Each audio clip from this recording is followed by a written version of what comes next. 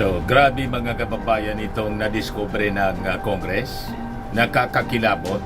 Nagsagawa na po kasi ng partial report ang Committee on Good Governance and Public Accountability. At malamang sa malamang mga kababayan, other than the impeachment case na ikinasa ng minority bloc sa Kongreso, maharap mga kababayan si Sara Duterte sa kasong plunder or pandarambong. So nangangamoy na po nangangamoy plunderer na po si Sara Duterte. Puro multo. Nagbabagang mga balita at pagtalakay sa mga isyu ng lipunan. Pulsa, opinyon, banat at paglalantad sa katotohanan. Pulsa, what you see is what you get. You decide. Po, yung mga beneficiaries niya ng confidential fund, 60% mga multo, non-existent, walang birth certificate. As verified mga kababayan sa Philippine Statistics Authority, sinertify po na mga multo, pati yung mga kaluluwa na damay. Dinamay mga kababayan ni Sara. Ganon katindi. But before ko mga kababayan ibigay sa inyo yung full story ng mga balitang yan, click subscribe muna dito sa ating YouTube channel and hit the notification bell para lagi po kayong updated sa mga kaganapan dito sa ating bansa. Like and share na rin po ninyo ng ating video. At huwag na rin po ninyo na skip yung ating mga commercial ads para tuloy-tuloy lang ang pangunlad ng bagong Pilipinas. Di balikan natin yung ating kwentong plunder, pandarambong involving Sara Duterte, mga kababayan. Kaya alimbawa, itong impeachment case laban kay Inday ay naitransmit mga kababayan sa Senado. Ang sino mang mga senador na boboto for acquittal ni Sara Duterte, malamang masama po sa matalo po sa eleksyon. Isusumpa sila ng ating mga mamamayang Pilipino kasi ibig sabihin kumampi sila sa isang plunderer, sa isa pong mandarambong, sa isa pong magnanakaw. Yan ang lalabas niyan kasi tambak po yung ebidensya na nahalukay ng Congress. Kaya sa ating analysis mga kababayan, malamang sa malamang yung ating mga senador, iiwasan po si Sara at ang matira sa kanya mga kababayan, si Bongo na lang, si Bato, saka si Robin Padilla. At itong si Amy Marcos, malamang mag-abstain na lang po kaysa malabel siya na cuddler ng isang mandarambong or protector ng isang plunderer. Di ba? Madaling sabi, pag kumampi sila kay Sara Duterte, masisira ang kanilang political future, ang kanilang karera sa politika. Tama po yung ating mga analysis. Ito po yung lumabas dito. Sabi ni Congresswoman Jinky Luistro ng Batangas, si BP Sara ba si Mary Grace? House Blue Ribbon Panel details plunder case in confidential funds misuse. Sabi po ni Luistro, ito ang na-discovery natin na irregularities constitute plunder. Ang perang ito ay hindi sa kanya. Ito ay pera ng taong bayan, ngunit ang bawat piso ay ginamit sa maling paraan na may layuning magkamal ng yaman. Ganon mga kababayan yung naging closing remarks ni Representative Luistro. The inquiry revealed unprecedented allocations of 500 million pesos to the OBP and 112.5 million to DepEd between 2022 and 2023. This marked the first time the DepEd received confidential funds despite its lack of mandate requiring such allocation. The committee highlighted that these funds were systematically misused through fabricated documents, falsified receipts, and questionable certifications. Mga multo po, na-discovery po yung mga recipients na nakasulat po sa resibo yung mga pangalan. Lahat mga multo, 60%. Multo, non-existent. As certified mga kababayan ng Philippine Statistics Authority. Ayan, sabi ni Congressman Chua, tayo po ay sumulat upang isumiti ang 677 pang pangalan na nakalagay sa acknowledgement receipt ng DepEd kung saan tayo ay binigyan ng tugon ng Philippine Statistics Authority noong December 8, 2024. Dito, kanila pong sinabi na out of 677 individuals, click subscribe muna dito sa ating YouTube channel and hit the notification bell para lagi po kayong updated sa mga kaganapan dito sa ating bansa. Like and share na rin po ninyo ang ating video. At huwag na rin po ninyo na skip yung ating mga commercial ads para tuloy-tuloy lang ang pag-unlad ng Bagong Pilipinas. Sa mga nagana po ng malinis and spacious fitness gym, pumunta lang po kayo sa aming Colossal Fitness Gym. We also offer Grab Car Rental with our brand new 2023 model ng Toyota Innova. We also accept booking for those who are planning to travel via PAL, Cebu Pacific, and other airline companies, local and international, and bills payment for Meralco Bills, Aleco Bills, PLDT, etc. Ang Colossal Fitness Gym is located at 3rd floor Security Bank Building, Lanco Business Park, Legazpi City, Albay. For inquiries, look for Gilon Maravillas, contact number 0966-802-0949.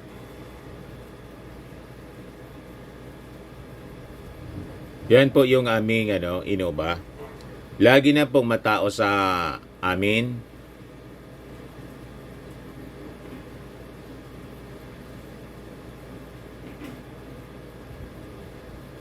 Yan po mga bagong clients namin.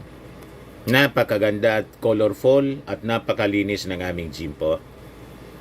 Pati mga foreigners po pumupunta sa amin, mga British tourist po sila dito sa Legazpi. Na-set up na rin po yung aming mga brand new gym equipment.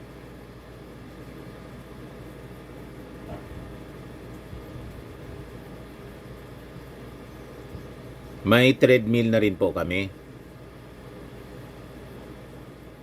Ito naman po yung bago naming product na binibenta online.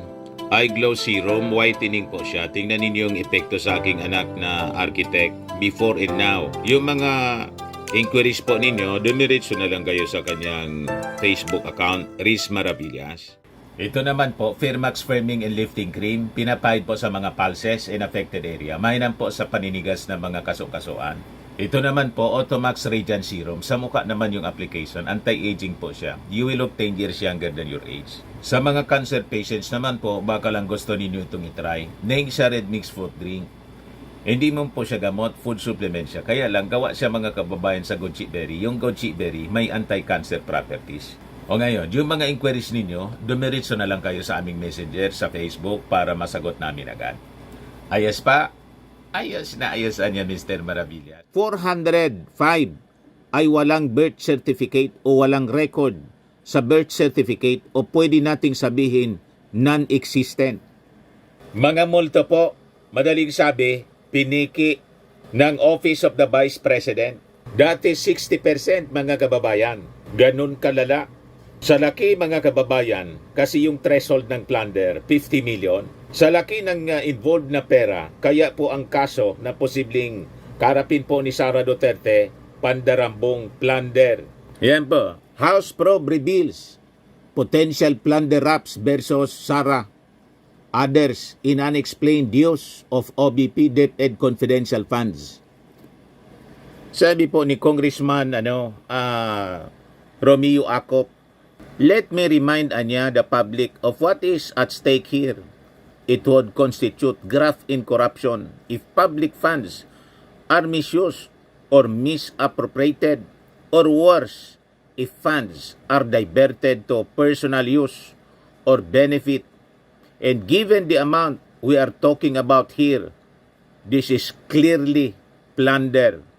Mulaan niya sa Davao, lumaki ng lumaki noong siya'y mayor, hanggang sa mas malaking pondo ng mapasakamay niya bilang Vice Presidente at DepEd Secretary.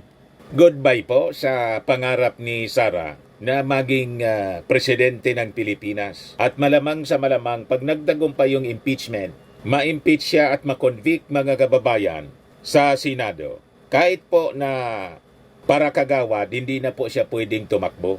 Yon ang magiging kapalaran mga kababayan ni Sara Duterte dahil sa sarili niya pong kagagawan. Pakinggan natin ang naging presentation mga kababayan ni Congresswoman, Batangas Congresswoman Jinky Luistro. I just want to reiterate, while it has been said repetitively already, that our ultimate objective here in conducting this inquiry in aid of legislation is to be able to enhance existing laws, come up with new ones if the need are determined, Mr. Chair. Nevertheless, we cannot brush aside, certainly, all the abuses and infractions that we have identified during the course of our inquiry in aid of legislation. And in addition to the offenses which have been raised already by our esteemed colleagues, I wish to add perjury. Perjury can be committed orally or in writing. If it is orally, the perfect example or illustration, I believe, are misrepresentations during inquiry in aid of legislation. We often hear this: you will be committing perjury because all resource persons in inquiry in aid of legislation and even in all forms of investigation, we place them under oath. At ang lahat ng pagsisinungaling while under oath, we call it perjury. Again, the best illustration of an oral perjury are those committed by resource persons appearing in this investigation while making several misrepresentations. However, Mr. Chair, when it comes to written perjury, I wish to break down the elements of this offense so we can better illustrate how this is determined. And talking about elements, Mr. Chair, as we can see from the screen, there must be a sworn statement. It must be made under oath. The statement contains deliberate assertion of falsehood, and the false declaration is with regard to material fact. Mr. Chair, in the course of our investigation, the special disbursing officers, sina Ginoong Edward Fajarda at Ginang Gina Acosta, have plainly asserted na wala raw alam kung saang mga aktibidad ang pinaglaanan ng Perjury? confidential funds. Can we please flash the Tambak na kaso po? surgeons? Ayon sa kanila, basta-basta lang raw nila sinunod ang utos sa kanila ng ating Vice Presidente na ipasa ang confidential funds in the total amount of 612.5 million pesos, lagpas, Mr. Chair, sa kalahating bilyon sa ibang tao na siya raw na mahala at nag-disburse nito. Pagkatapos ay ipinasa lang din ng mga SDO sa COA ang mga accomplishment reports at ang mga acknowledgement receipts na ibinigay sa kanila. Pero hindi nila alam kung totoo ang nakasulat sa accomplishment reports, kung totoo or peke ang mga acknowledgement receipts at kung saan talaga kinamit ang pera. We have witnessed this, Mr. Chair, during the interpellation of SDO Edwin Fajarda of the Department of Education, as well as SDO Gina F. Acosta of the OVP. After they testified na ipinasa nila sa mga security officer ng Vice Presidente ang pera, wala ka nang makuhang impormasyon because they kept on giving an answer. Wala silang alam dahil ang kabuuan ng halaga ay ibinigay nila sa mga security officers. Ito pong certifications, Mr. Chair, is the perfect illustration of a written perjury. Halimbawa ng tinatawag natin na written statement made under oath. It is a basic principle that even first-year law students know that a statement made before a notary public, notario publico, is a statement made under the risk of perjury. In other words, Mr. Chair, when we talk about perjury, that includes the documents which were notarized by notary publics, sworn to before notary publics, similar to the certification that we are currently flashing on the screen. Now, let us look closer at what these certifications say. Ano po ba ang nilalaman ng mga certification na ito? Number 1, yung expenses where the confidential funds were supposedly spent on were incurred in connection with the agency's intelligence and or confidential operations and activities. I wish to reiterate, paano po malalaman ng ating mga special disbursing officers whether the first certification is indeed correct if they simply handed the money to the security officers?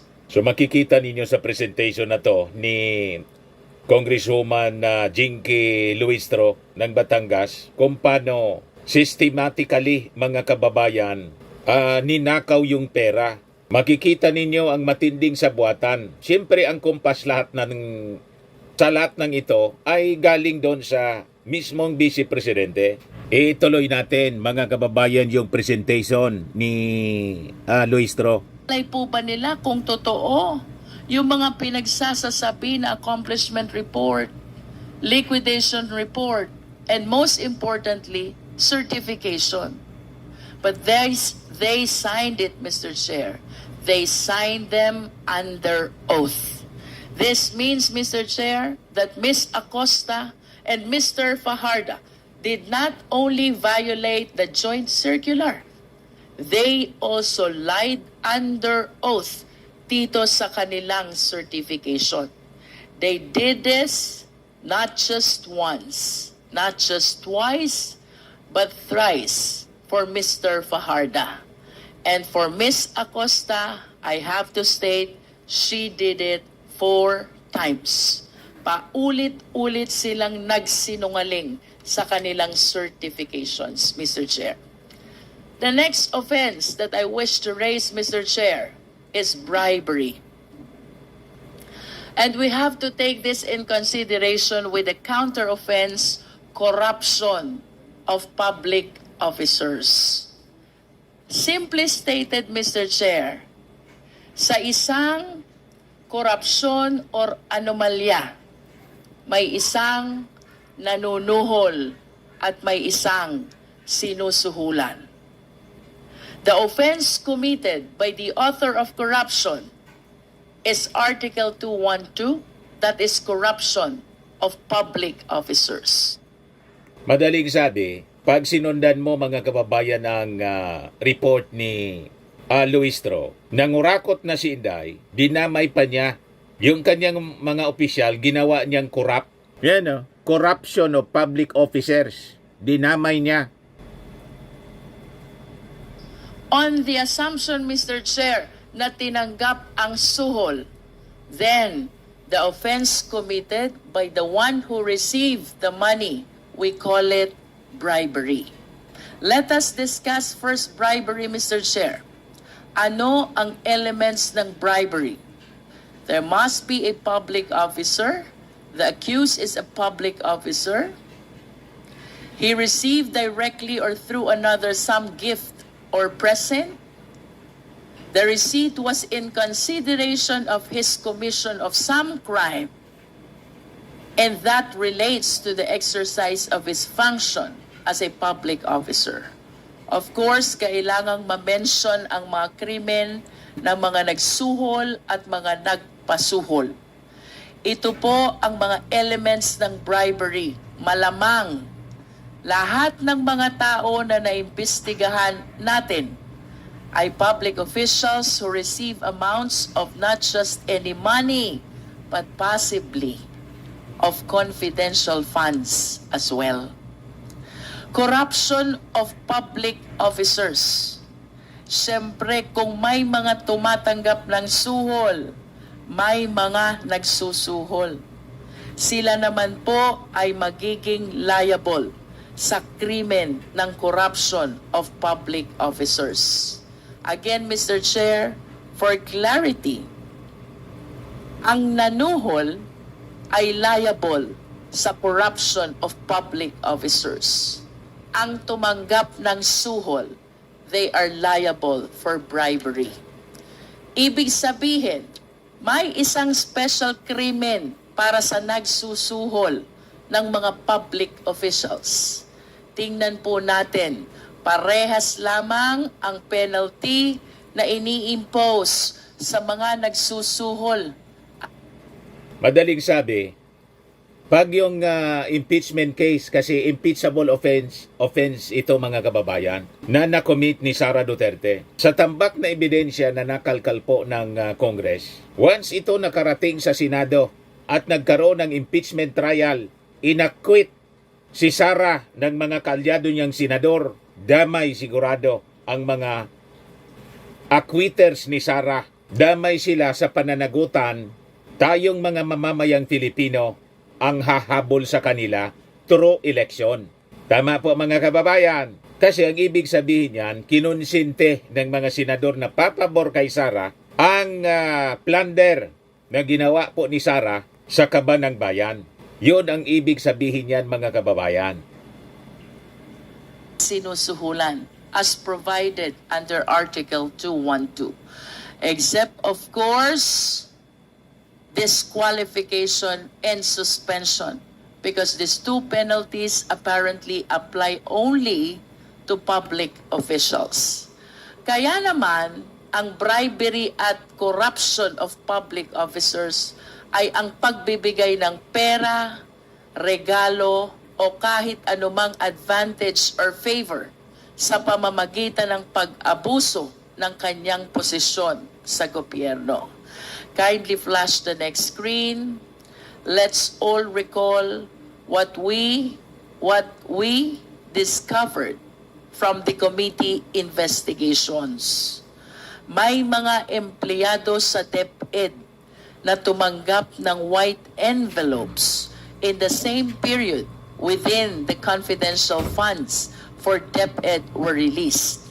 Hindi po ba kahina-hinala yan?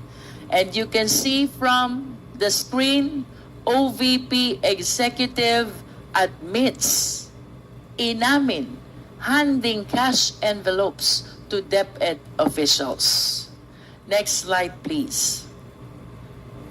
We may recall, it was former USEC Gloria Mercado who first revealed to us that she received 9 envelopes with 25,000 in a span of 9 months.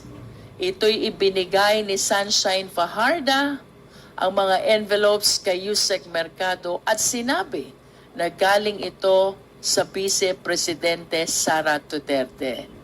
Malinaw na ang ganitong pagkakataon ay hindi normal. Hindi normal na ang boss ay nagbibigay bigla ng sobre na may 25,000 each for 9 months to her very own head of procurement. Anyone can easily conclude that this is not merely out of generous heart of VP Duterte, but was precisely given in attempt to influence Yusek Mercado, to which she failed to do. And we may recall, Mr. Chair, during our interpellation with Yusek Gloria Mercado, she admitted believing that those envelopes were given to her to influence her decision as hope. Next slide, please. It was not a surprise when former Chairman Resty Osayas, this is our second DepEd official, he is the chairman of DepEd Bids and Awards Committee. He admitted siya rin ay nakatanggap ng sobre na may laman na pera. Again, another key official in the procurement process of the DepEd. And yet again, another act of corruption plaguing in the DepEd. So you can just imagine mga kababayan, lumalabas, kinurap ni Sara Duterte yung mga taga-DepEd. So ano pa yung asahan mo, mga kababayan, dito sa mga DepEd officials na ginawang kurakot through bribery ni Sara Duterte? Ano pang magandang halimbawa, mga kababayan, ang maibibigay nila sa ating mga mag-aaral? So we'll be producing generations upon generations, mga kababayan, of corrupt officials, citizens, and officials in the future. Kinurap na ni Sara Duterte yung DepEd. Para ano yung purpose niya, mga kababayan? Para hindi magsalita. Pero ginisa ng ginisa, mga kababayan, ng ating mga congressmen. Napaamin pa rin sila, mga kababayan. Balikan natin, mga kababayan. Yet again, another act of corruption plaguing in the DepEd. Yung nauna, Mr. Chair, Yusek Mercado, she was the hope of DepEd. And this time, we have Chairman Resty Osayas, Chairman of DepEd Bids and Awards Committee. Both admitted having received envelopes with money inside. Next slide, please. Of course, sino pong makakalimot sa ating Chief Accountant ng DepEd, Ms. Runa Catalan. Like former Yusek Mercado, like Mr. Osayas, Ma'am Catalan received the same number of envelopes containing the same amount of money in the same period of February to September 2023. Again, another key official in the DepEd who necessarily deals with the public funds of the DepEd was blinded by an alleged gift from VP Duterte. But it was later on revealed that she was requested by Sunshine Fajardo, the very person who handed her the envelopes, to sign the liquidation reports without its supporting documents. Again, corruption prevailed. Mr. Chair, in line with the issue of bribery and corruption, I wish to manifest that there is a chance that the three key officials of DepEd, who I previously mentioned, Yusek Mercado, Mr. Osayas, Ms. Catalan, were not only employees of DepEd who received envelopes with cash. I believe that it is only a matter of time. And I hope that light be shed on this alarming revelation. Tayo po'y naniniwala na hindi lamang ang tatlong opisyales na ito ang tumanggap ng envelope na may lamang pera mula sa ating Vice Presidente. Ultimately, Mr. Chair, is the crime of plunder. Isa pa sa ating nakitaan na maaring ikaso mula sa ating mga natinig sa ating komite, rito ay ang violation ng plunder sa ilalim ng Republic Act 7080 as amended.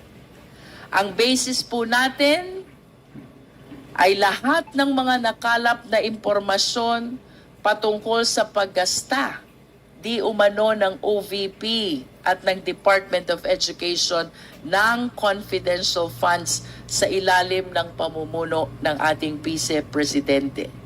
Mapapansin po natin na wala pong naipakita na ebidensya kung saan totoong napunta talaga ito.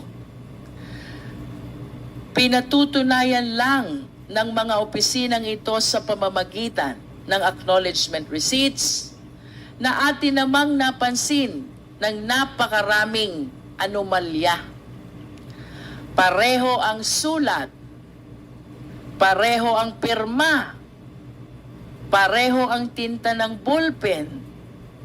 Ang impossibility na ito ay na-disburse ayon sa dami ng resibo sa iisang araw lamang. At isama na din po natin ang mga nadiskubre nating pangalang Mary Grace Piatos at Kokoy Villamin na napatunayan na wala sa database ng Philippine Statistics Authority. Ang isang konklusyon na aming nakikita sa mga ito ay hindi tunay. Pineke lamang ang mga ito upang maipamukha lamang na ginasta ito para sa surveillance activities upang magamit ang pondong ito sa ibang kagamitan o pansariling interes. Ano nga ba ang plunder, Mr. Chair? Sa ilalim po ng Section 2 ng ating Anti-Plunder Act, nakasaad dito, any public officer who by himself or in connivance with members of his family, relatives by affinity or consanguinity, business associates, subordinates, or other persons amasses, accumulates, or acquires ill-gotten wealth through a combination or series of overt or criminal acts in the aggregate amount or total value of at least 50 million pesos. Nakasaad din rito na ang penalty ng paglabag ay reklusyon perpetua na may katumbas na 20 years and 1 day hanggang 40 years. I wish to add, Mr. Chair, na ito pong kasong ito, considering the penalty of reclusion perpetua is non-payable.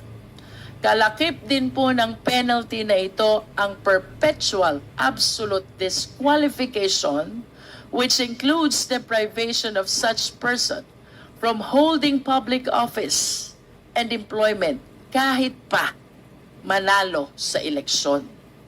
Kaya naman, Mr. Chair, ang plunder sa madaling salita ay ang pagnanakaw ng pera mula sa kaban ng bayan na may halaga na higit sa 50 million pesos sa pamamagitan ng paggawa ng ibang krimen. Next slide, please. Kung makikita po natin sa ating screen, mayroong total na 7 umaabot sa 612,500,000 pesos. Ang 4 na tseke ay mula sa OVP, umabot ng 500 million pesos, at ang 3 pang tseke ay mula sa DepEd na nagkakahalaga naman ng 112,500,000 pesos. Mr. Chair, ang nabanggit na halaga 612,500,000 pesos, lagpas sa 50 million pesos na required para sa kasong plunder. Ang mga checking ito ay lahat nakapangalan kay Ms. Gina Acosta bilang Special Disbursing Officer ng DepEd. Inamin niya sa atin na imbis na i-disburse na ito as confidential expenses, ay sinunod ang utos ng Vice Presidente na ibigay ang pera sa kanyang security officer. Dito naman po sa Department of Education, ang payee sa mga tseke ay ang Special Disbursing Officer Edward Fajarda, former Special Disbursing Officer of DepEd. Inamin rin niya na nung nakaraang hearing na ang perang kanyang natatanggap ay kanyang ibinibigay sa security officer sa utos din ng ating Vice Presidente. Mr. Chair, I wish to show the breakdown of the confidential funds which were received both by DepEd and OVP. For OVP, Mr. Chair, for clarity, we have 125 million, that is last quarter of 2022, and then 125 million for the first, second, third quarters of 2023, total of 375. So 2022, which is 125, and 2023, which is 375, that is 500 million in total confidential funds utilized by the Office of the Vice President, Mr. Chair. For DepEd, Mr. Chair, I understand that this were utilized during the first 3 quarters of 2023, 37,500,000 each for the first, second, and third quarter of 2023, which total to 112 million pesos confidential fund utilized by the Department of Education. In total, Mr. Chair, ang kabuang halaga po na ating naimbestigahan pertaining to the utilization of confidential fund is 612,500,000 pesos. Napakalaki at nakakalula. And to be very candid, Mr. Chair, ilang bata na sana ang ating napakain. Ilang bata na sana ang ating napaaral. At ilang pamilya na sana ang ating nabigyan ng bahay.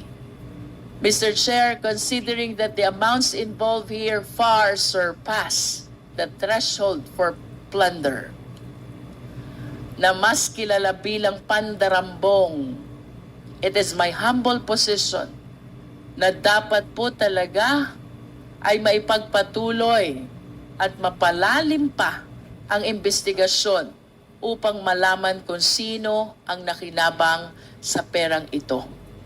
Such an investigation may not be for Congress to conduct anymore. Again, our ultimate purpose here is to legislate. Such an investigation, however, we will ensure will be conducted, Mr. Chair. Hindi po basta-basta ang mga pangyayaring natuklasan natin rito.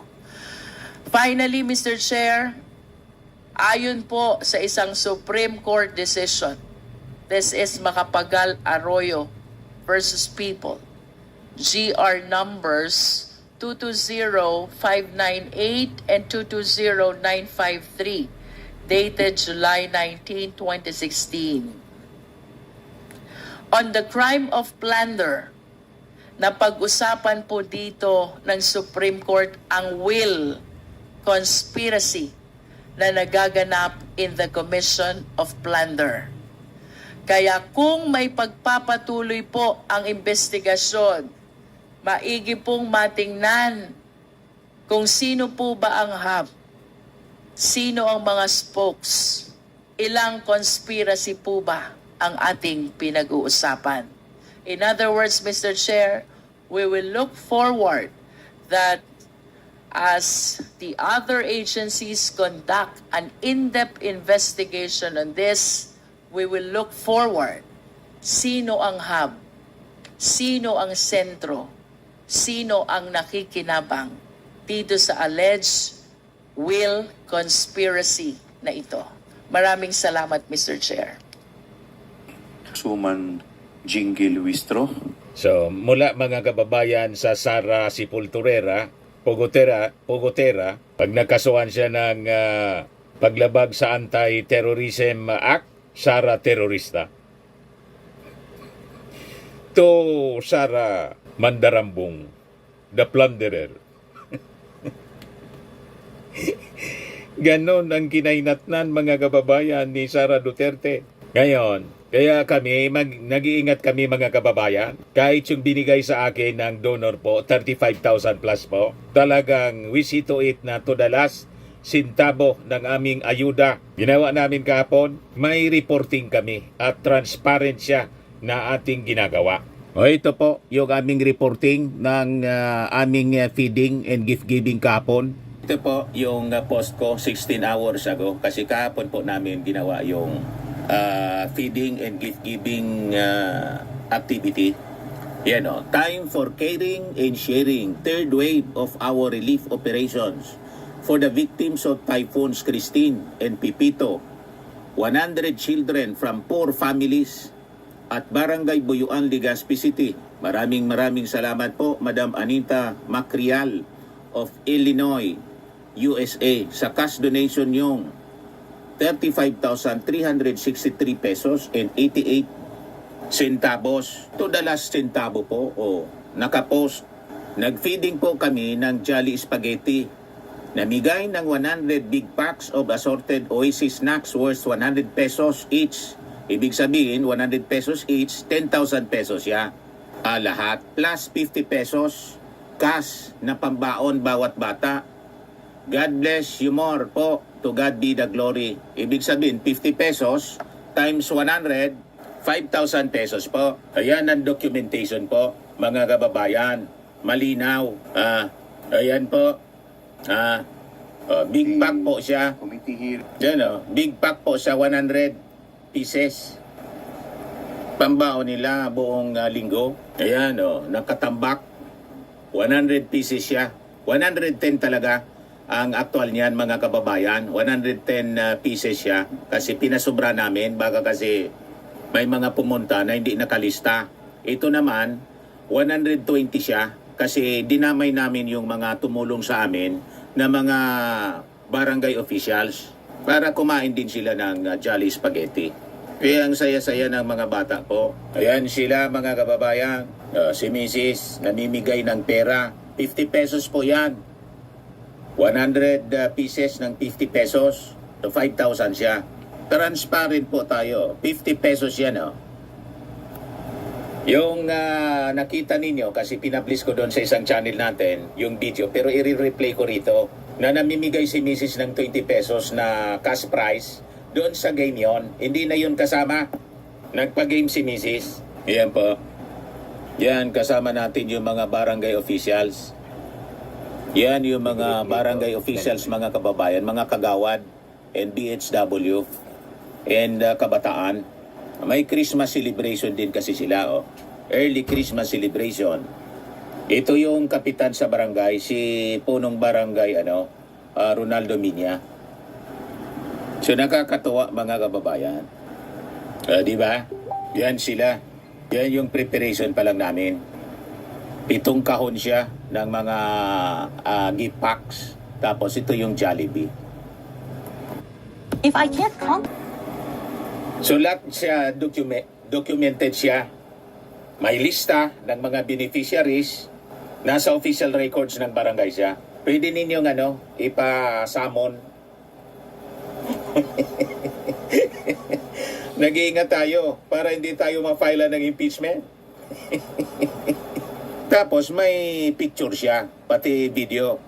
Para hindi po mga fake yung beneficiaries natin. Hindi matulad sa Mary Grace Piatos. Pagkatapos yung pera nasa mabuting kamay na. At pag tinanong, nagbabanta, gusto nang ipapatay yung Pangulo. Wala tayong ganun po na pag-uugali. Di ba nakakatuwa? Ito yung resibo. Acknowledgement receipt. AR. Yan Jollibee, Legazpi, Rizal. Yan Jollibee, Legazpi, Rizal. Yan ang resibong authentic po. 120 Chicken Joy worth 15,840. 120 Sunkist Orange para may may iinumin sila. Subtotal, 18,240. Tapos may ang total due 18,240. Yan o. Yan yung Jollibee, mga kababayan. 120 yung in-order namin para damay na rin yung mga barangay officials. 100 yan para sa mga beneficiaries, mga bata. Ito yung binili namin na gift packs galing sa SM Supermarket, Legazpi City. Yan o. 10,000 pesos kasi 100 pesos yung presyo niya. 100 pesos each, kaya 10,000 pesos lahat. Yan. Malinaw po. O, ito yung donation na natanggap namin, 35,363 pesos and 88 centavos. 610 US dollars galing pong Illinois, Amerika. At 58 pesos and 93 centavos yung palitan. Kaya 35,363 pesos and 88 centavos. Ganon kami ka-transparent. O ngayon, yung gastos namin, ipopost namin mamaya kasi other than the 10,000 pesos, namigay si Mrs. ng 50 pesos each, ibig sabihin 5,000 pesos yon. So, gift packs 10,000 plus 5,000 cash, that is 15,000. Plus Jollibee, Chicken Joy, 18,240. So, i-plus natin lahat, i-add. Gamit tayong calculator. 10,000 plus 5,000, 15,000 plus 18,240. So equals 33,240. Yan ba? 33,240. Yung cash receipts namin is 35,363.88. So may cash balance, mga kababayan, na 2,125.88 centavos. So may balansi pang 2,000. Itong 2,000 plus, mga kababayan, i-report ko ito doon sa donor namin. At sasabihin ko sa kanya, may balance pa siya. At itatanong ko kung saan niya gusto itong ilagay. Kung gusto niya, ilagay niya sa aming standby fund. Okay po. Kung gusto niya na ibalik namin sa kanya, nasa sa kanya po. Pero malamang sa malamang, hindi na yon hindi na niya yon kukunin, kundi ilalagay na lang sa standby fund namin dito. Pero mas maganda, siya yung magdesisyon. Tama ba? Ganon tayo ka-transparent dito po, mga kababayan, para hindi tayo ma-accuse ng impeachment.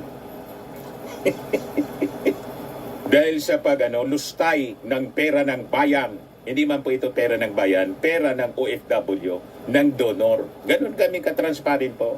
Marami nagtitiwala sa amin. Ang galit lang po, yung mga DDS na hindi man nagbibigay. Yan ang masama sa mga taong yan. Wala mang contribution para sa pagunlad ng bayan at pagpagaan sa kalagayan ng ating mga mamamayan. Sila pa yung maiingay. Ang sasama talaga ng mga ugali. Ito yung donor namin, si Madam Anita King Macrial. Pinost ko na sa kanya yung resibo. Yan galing galing sa SM, ito yung galing sa Jollibee. Sinend ko na rin sa kanya yung picture ng feeding. Yan Time for caring and sharing. Third wave of our relief operations. Yan po. Para nakikita ninyo. Third wave of our relief operations for the victims of Christine. Yan 35,000 pesos, etc. Tapos yung cash receipts yun. Tapos yung gastos, ito po. Sinend ko na sa kanya. Yung unang video, mga kababayan, na prinuduce ko, yung namimili kami ng OAC sa SM, pinost ko na rin sa kanya. Nag-react na siya rito. Sabi ni Madam Anita King Macrial, wow! What incredible dedication. Thank you, to both of you. I would not have been able to assist our fellow citizens without your hard work. No need to send a receipt. As a believers in God, I trust. Again, thank you, boss. God bless us all. Merry Christmas and Happy New Year. Thank you for sharing the video, Dante. Pero sinend ko pa rin sa kanya. Ito na po yung video, mga kababayan. Nakita na rin niya, mga kababayan. Siguro, napanood na niya. Kaya lang, wala pang sunod na reply o reaction. So ito, mga kababayan, yung video na kinuha ko covering the event. Time for caring and sharing. Salamat po, Madam Anita Macrial of Illinois, USA. God bless you more po.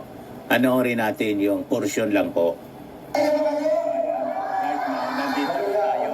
Barangay Boyoan ng Legazpi City para sa ating feeding and gift-giving program. Yan po. Ito po, mga kababayan sila. 100 kids, mga beneficiaries, mga kababayan.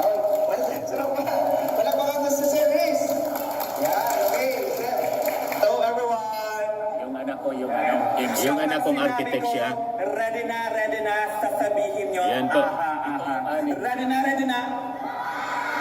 Ito yung aming Ay parang hindi ata kayo ready para sa kay Jollibee. 100. Ready na ba kayo?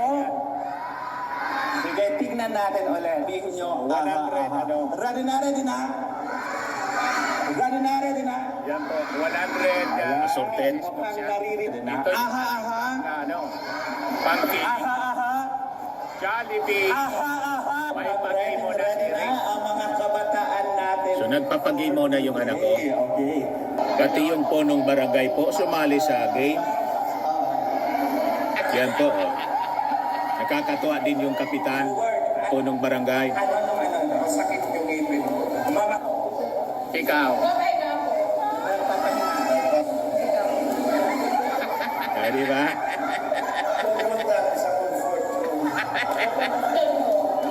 Masakit ang diya.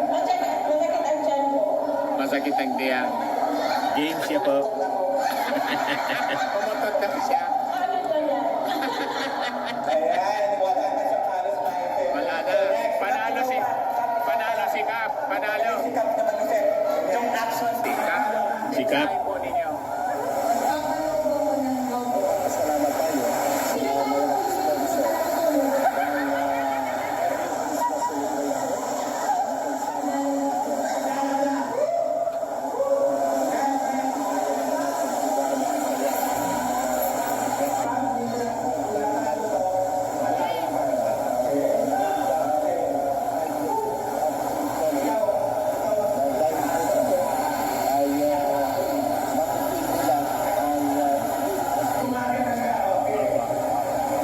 Salamat po, Kap. Yan po yung aming buting punong barangay dito sa Barangay Boyoan, Legazpi City. Bibigay ng mensahe si Kap. Okay, maray na hapon. Sa bilog na Barangay Council Kapuyuan, yaman si Kagawad Sierra Brigade, Kagawad Alice Palisa, Kagawad Patasores, ang satuyan Presidente at satuyan SK Person, sinasalihan membro ng SK Council. Ayun, satuyan pagpasalamat sa pamilya ni Dante Hello po. at sa iyang taga-dito sa Puyuan, ang mayor na taga-Puyuan, si Vilya Ayala, o Sumiseya. Asunta, nagkaiwan ang trabaho pinagaling nangyari nila June 1st Christmas. Pasalamatan, ini mga kami na Ito na po, nagsimula na. Yung box ng yun. Worth what? Mayroon ka? Ayan, tapos may pera pa. Yun. O, diba? Tuwan-tuwa sila.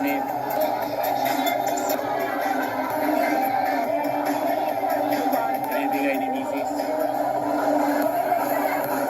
Masaya ba kayo? Masaya? Masaya ba? Ayun. masaya sila. May Jollibee. Ito, napakaliit pa, oh. Masaya ba? Ayun. Okay na. Father in heaven, nagpapasalamat po kami sa lahat ng mga biyayang ipinagkakaloob niyo po sa amin, O Lord. Nawa po, kayo po ang aming kalakasan po na siyang amin po na nagagamitin po for today at sa mga susunod pa pong araw. Thank you so much po sa Barangay Council, kay Tatay Maravillas po, O Lord, na nawa po, bigyan niyo pa po sila ng more blessings po para po lahat ng mga tao po na nasa paligid po namin ay lahat po ay makinabang ng iyong biyaya, O Lord. In Jesus' name we pray. Amen.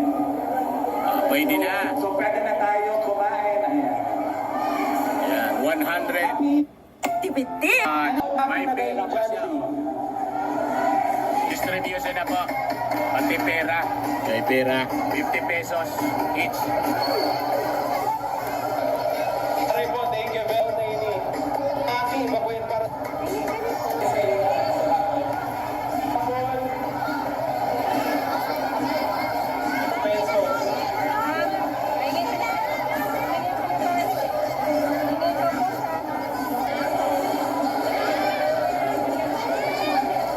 Yung ano, yung di pa nabigyan ha.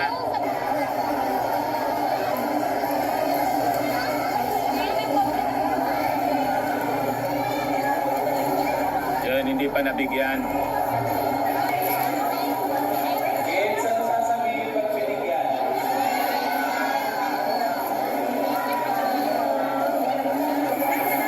Yan, namimigay na ng 50 pesos. Yung hindi pa nabigyan, maraming salamat din po. Merry Christmas. 50 pesos mga kababayan, yung mga bata. Ayun, hindi pa nabigyan, may 50 pesos kayo. Ayan. Ayan. Mga bata, 50 pesos galing kay Ninang ng Bayan. Si Ninang ng Bayan, namimigay ng 50 pesos. Ayan. Ayan. O, sasabihin ninyo, salamat Ninang. O, isigaw, salamat Ninang. Ayan. Yan ang Salamat, beneficiaries Ninang. po, hindi mga multo. Yan si Ninang. Sige, pamigay ng pera. O, Yung beneficiaries ni Sarah, mga multo po. Kami po, hindi multo. salamat, Talagang Ninang. legit na mga Ayan, mga ang Ninang ng beneficiaries. barangay. Totoong mga beneficiaries. Ninang. Oh, salamat, Ninang. 50 pesos lahat ng mga bata. 50 pesos. Ayan. Oh, sabihin ninyo, salamat, Ninang. Salamat, Ninang. Ninang ng Bayan. Ito, yan, namimigay ng 50 pesos si Ninang. Ayan po, si Ninang namimigay ng 50 pesos. Yan, 50 pesos. 50 pesos. Yan. Salamat, Ninang. Ayan. 50 pesos. Yan. O, walang uulit ha. Walang uulit. Yun nabigyan na. Yan, salamat Ninang. O, anong isisigaw? Salamat Ninang. 50 pesos, baon para sa eskwela. Bukas. Ayan pa. Sige lang. Bigay ng 50 pesos. Ayan.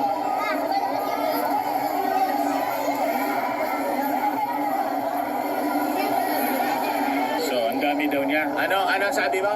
Thank you. Dami kang baon? Ayan, may pera na, may OIC pa. Di ba? Anong grade ka na? Ha? Grade 3. Tapos na? Tapos na? Salamat. Ayun mga Pawisan kababayan, si Mrs. tapos na yung distribution ng pera, ng regalo, baon nila, at saka yung pagkain, Jollibee. When the Christmas So that ends mga kababayan, yung ating distribution sa mga beneficiaries ng mga ayuda po, pagkain, feeding and gift giving namin po. Maraming salamat muli kay Madam Anita Macrial ng Illinois, USA. Yan ang tunay na transparency para hindi tayo pagdudahan. Pero ganun pa rin. Inaakusa pa rin tayo ng mga minions ni Sara na nanakawin ko daw yung donation. Huwag ninyo akong itulad sa amo ninyo. Wala kaming gawain na tulad ni Sara.